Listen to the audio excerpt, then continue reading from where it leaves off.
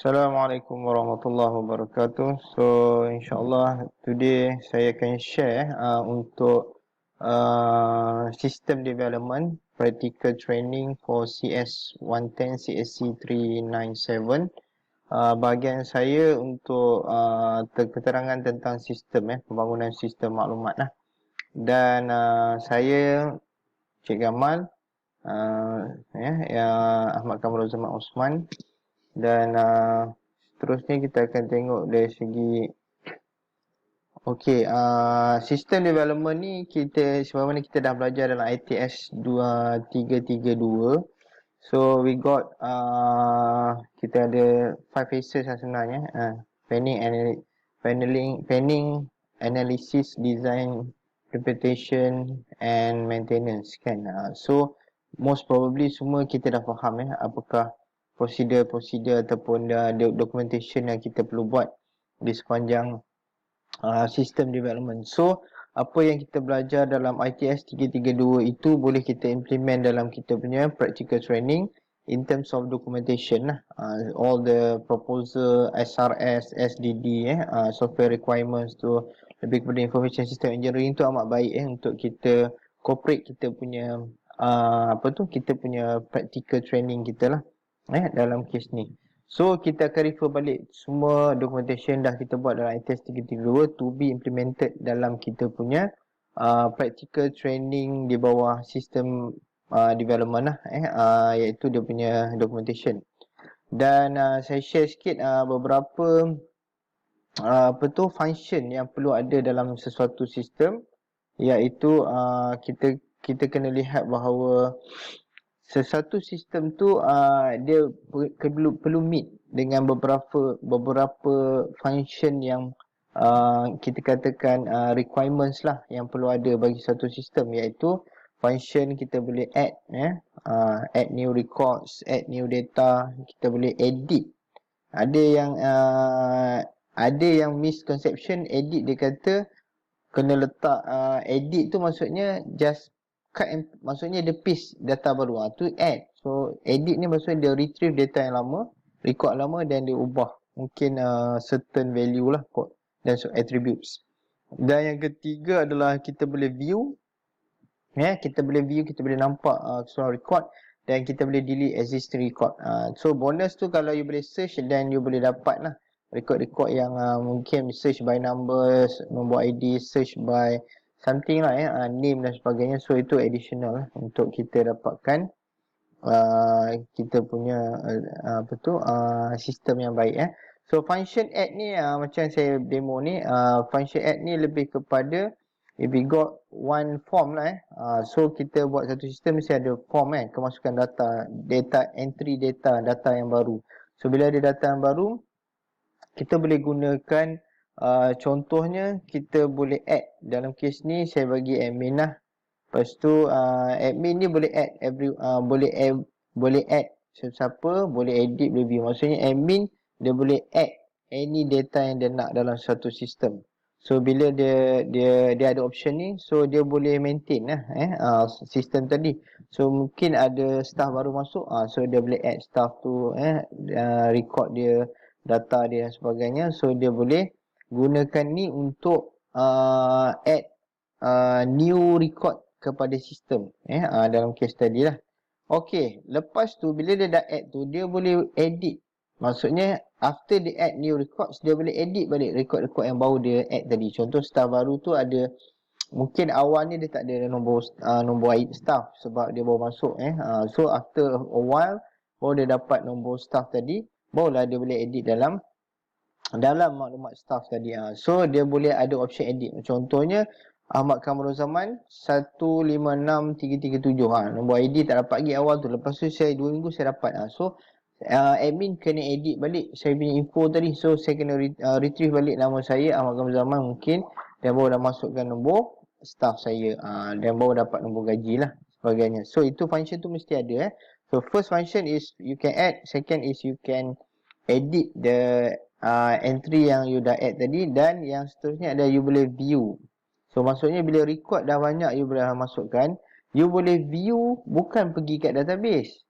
You boleh view dekat mana? You boleh view dekat you punya sistem lah. Tak perlu lah. Sekejap saya nak pergi ke database sekejap. Saya nak tengok. Itu bukan cara view kita. Cara view adalah sistem boleh klik kat satu button dan dia boleh pergi kepada existing record-record yang dah ada. So, maksud from the kata front end lah. From the interface to itself, dia boleh panggil database dan dia boleh view. Dia boleh keluarkan existing record tu dekat interface ataupun front end tu. Front end tu lah. Back end tu database lah yang kita nak pergi ke database. So yang itu adalah database administrator punya kerja ataupun database punya programmer ataupun ni kan yang design database yang perlu lihat macam tu ya. So dalam case ni saya boleh view account by user. So boleh keluarlah user ni, boleh nampak boleh siapa dia first name last name dia dan sebagainya. Dan saya boleh delete. So bila saya boleh view, saya boleh delete any record yang saya nak. So maybe customer tu dah tak ada, mungkin dah pindah ataupun dah tak ataupun dah tak dengan company kita ataupun staff itu dah pindah, dah berhenti, so we have to delete. So bila delete ni kita kena ada satu apa ni? Ada satu option, ada satu orang kata apa? Ada satu orang kata apa tu? Dalam case ni adalah dia mengesahkan bahawa kita kena permanently delete. Maksudnya kita kena bagi satu caption. Caption mengatakan are you sure want to delete? Itu penting. Kebanyakan mereka yang buat sistem tak ada caption ni. Tak ada orang kata notification. Terus delete, hilang terus. So sepatutnya yang paling cantik bila you add, keluar notification, keluar alert notification. Bila edit, dia keluar alert notification. You want to save or no? Itu adalah satu markah yang amat baik lah bagi saya untuk you praktikkan. Searching is, you can use search by username, search by mungkin account number dan sebagainya. So it's up to you ya. So searching tu dalam based on simplified version ataupun dalam focus version lah. Maksudnya spesifik kepada nama mungkin banyak keluar, mungkin kalau account number mungkin satu tu yang kita kena lihat. Okey, dalam kes user interface ni adalah kemahiran mereka yang design lah interface mungkin look and feel dia cantik dan sebagainya. So mungkin kita boleh highlight dari segi color So kalau selalu tengok Windows design macam mana, color is very soothing, jangan color yang terang dan sebagainya, tak berapa cantik dan jangan penuhkan screen lah, maksudnya button dekat situ, ada text dan sebagainya. So make sure you just use a very simple punya, orang kata apa, less is more kan. So yang mana penting button kat kiri kanan balance scan design tu, dan on screen instruction ni penting. Iaitu maksudnya bila ada something yang user kena buat, you kena letak pop up ke ataupun sebagainya dekat screen, so mudah. Windows look and feel ni adalah bergantung pada design. Siapa yang dapat design yang baik, so senang dia menyebabkan user senang menggunakan dan display title dalam tempat yang sama. Contohnya tadi delete kat sini kan, tu message dia semua kat sini. So kita kena biasa standardize kan message location tadi Okey, untuk development tools saya share beberapa lah untuk HTML programming, development tools yang boleh kita pakai untuk development sesuatu sistem adalah program HTML lah. So basic HTML tu kena ada, CSS, cascading style sheet pun kena tahu, bootstrap dan PHP programming for dia punya engine lah. Dan web development framework, kalau siapa yang nak belajar untuk framework punya style, boleh pakai rapid application development, pakai mungkin Laravel, Cake PHP dan sebagainya lah. Dan mesti tahu XAMPP, MySQL PHP admin for kita punya database admin lah, ataupun kita punya web server lah, di mana semua ni akan dipark dalam web server ni dan kita boleh admin. So development tools untuk mobile yang tadi saya katakan untuk web ni untuk web, ini untuk mobile. Kita boleh pakai MIT App Inventor 2. So yang ni free. Emulator BlueStack Codula, C-Codula.io, Emulator, Nox Application Player, MySQL PHP, GoDaddy Hosting. Yang ini lebih kepada saya rasa cloud database. So cloud ni banyak. Mungkin ada pakai Firebase, mungkin ada pakai TinyWebDB ini cloud. So bila you pakai kita punya software untuk mobile apps ni, dia akan interact dengan kita punya, maybe kita boleh pakai untuk offline, mungkin pakai PHP lah, MySQL. Tapi untuk cloud kita boleh pakai Firebase dan juga TinyWeb dan sebagainya lah. Okay, justification untuk perform the requirements, kita lihat dari segi data modeling. Justification maksudnya justify tak kita buat sistem tu. So based on apa? So kita kena tengok bahawa sistem tu mesti memenuhi certain requirements. Maksudnya yang pertama adalah kita tahu proses. Apa yang sistem tu boleh buat. Tu penting. Proses tu cukup jelas ya. So bila tahu proses tu, contohnya pendaftaran pelajar baru, sistem pendaftaran pelajar baru. So kita kena tahu proses tu apa.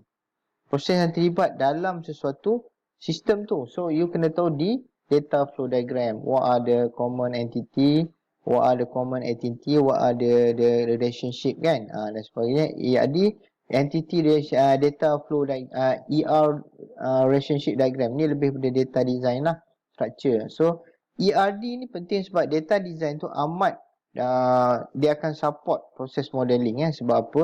Bila kita main dengan database design, the database design tu akan menyebabkan sistem performance kita akan bagus bila kita design. Dan functional accommodation diagram lebih kepada hierarki proses ataupun function yang sistem tu boleh buat based on user punya requirement ya. Dekat sini ya. So ni justification task yang sebelum kita buat suatu sistem, kita kena justify dulu requirements ni berdasarkan modeling-modeling yang kita dah belajar. ITS 232 kita belajar ERD kan, normalization ya. Dan dalam ITS 32 kita belajar DFD, process modeling ya. Dan functional decomposition dan ITS 32 untuk functional hierarchy lah, untuk sistem punya function. Okay, data modeling kita just refresh dia. So kita ada satu dalam case ni, so sistem hotel management system hotel reservation system lah. So kita ada entity yang boleh interact. So the proses ni kita dapati bahawa di antara hotel, rooms, dan kita ada customer dan mungkin ada reservation yang dibuat oleh customer lah. So the customer boleh buat reservation untuk hotel, rooms dan services. So dia boleh dapatkan billing ni from the system itself, boleh ni lah. Dan ini adalah data flow diagram yang lebih detail lah, diagram satu so the process, data store dan sebagainya. So kita boleh nampak interaction between the entity and the process so the flow tu kita boleh nampak. So functional is based on the user hierarchy dia, functional. So the administrator dia boleh buat apa, what are the system can perform, receptionist dia akan boleh buat apa, billing officer. So the system is referring to this hierarchy punya chart untuk melihat kepada dia punya functional based on every functional task lah, orang kata task, every detail task, code domain dalam suatu sistem. Dan content of final report saya rasa ni lebih jelas, kita ada kita punya guide dalam kita latihan praktik kita. So chapter 1, introduction to organisation yang you bakal buat kat mana, background study, apa yang you buat, problem statement dia, dan metodologi yang you pakai, mungkin SDLC, rapid application evaluation, analysis yang you buat, maybe on the process, dan ERD, DFD dan sebagainya. Design, maybe thoroughly on the database design, dan results. Testing mungkin you pakai UAT kan, user acceptance test, maybe you gunakan tu lah. Dan do's and don't yang saya boleh share kat sini adalah communication mesti ada So you mesti ada communication skill dengan you punya members, team members, dengan you punya penyelia, dengan you punya staff.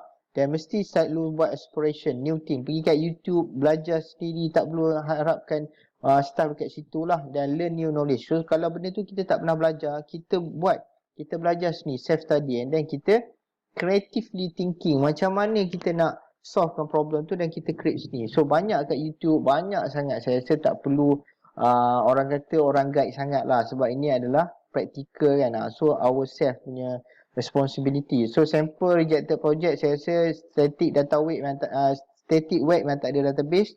Joomla jangan pakai, ni ada ready template, sistem yang ada satu user je, no admin. So user masuk dah tak ada buat apa proses. Development satu modul dan no automation. So sepatutnya kalau 3 orang, 3 modul lah yang pecah lah.